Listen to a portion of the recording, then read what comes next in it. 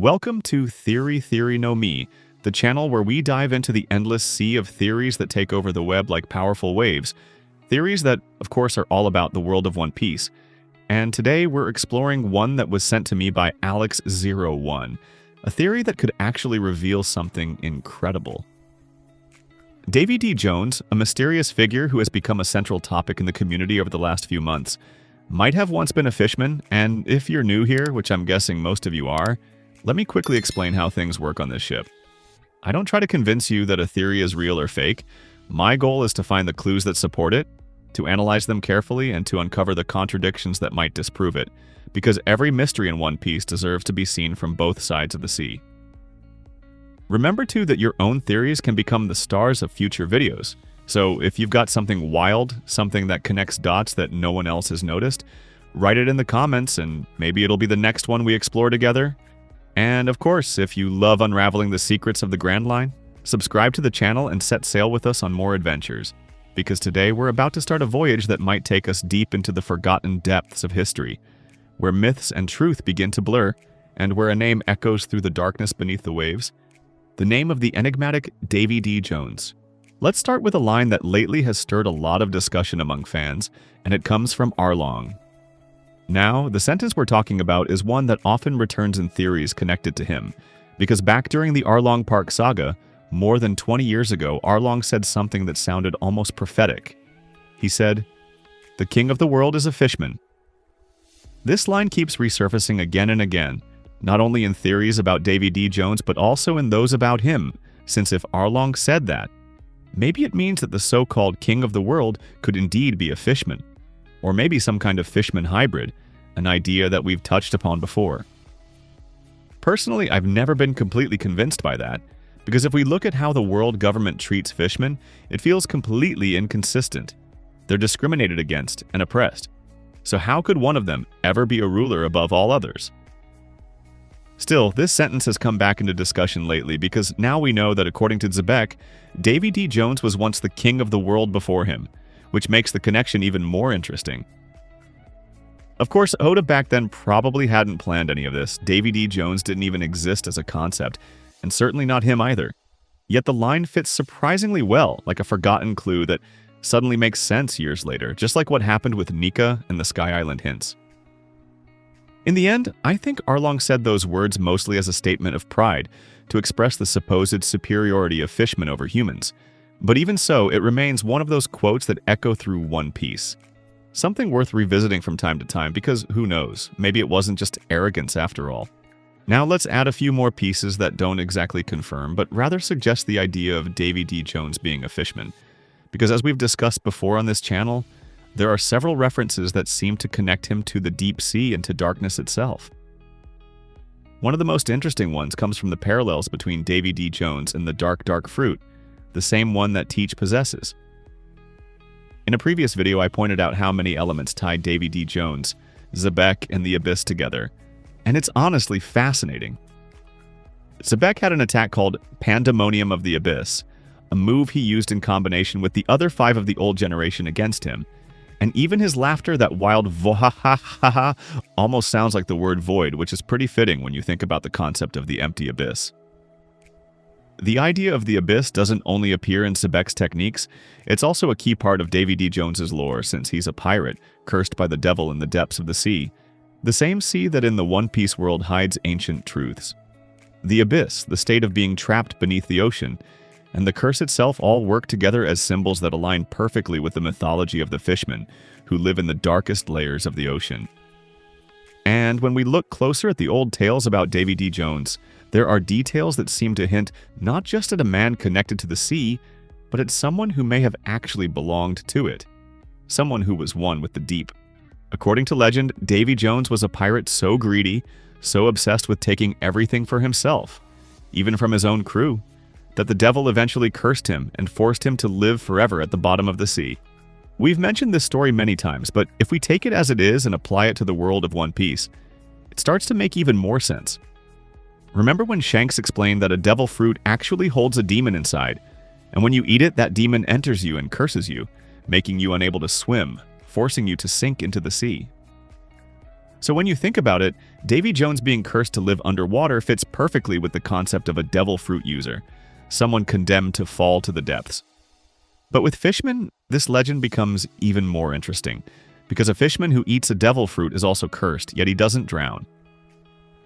We've seen this before with Jack and with Vander Decken on Fishman Island, both of them unable to swim but still alive under the sea, breathing through that endless darkness that becomes both prison and home. A Fishman with a devil fruit is trapped, condemned to remain on the ocean floor, but he doesn't die. He just keeps living there in the silent abyss, forgotten by the world above.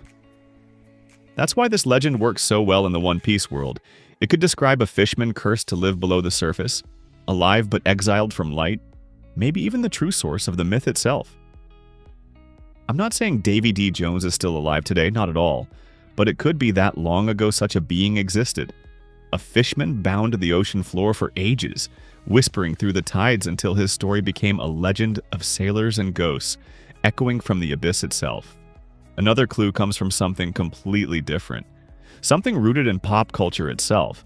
Because when we think of Davy Jones, most of us don't imagine the ancient legend first. We think of the version from the Pirates of the Caribbean movies, where he and his crew appear as almost fishmen, twisted and dark, a gothic echo of the deep sea.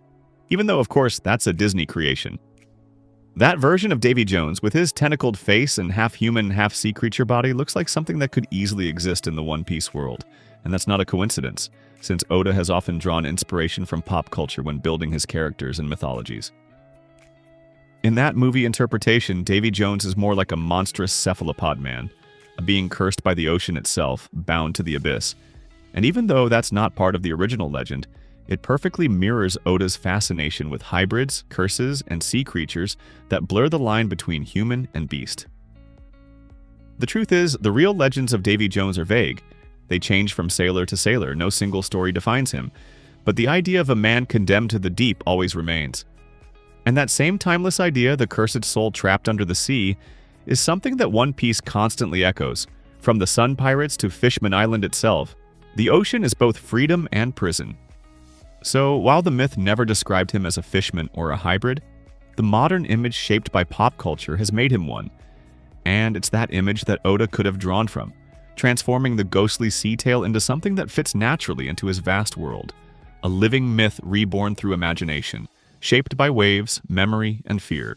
Now, we're sailing into the part of the theory that gets a bit more complicated, because here we talk about the elements that could actually weaken or even contradict the idea of Davy D. Jones being a fishman, though not completely.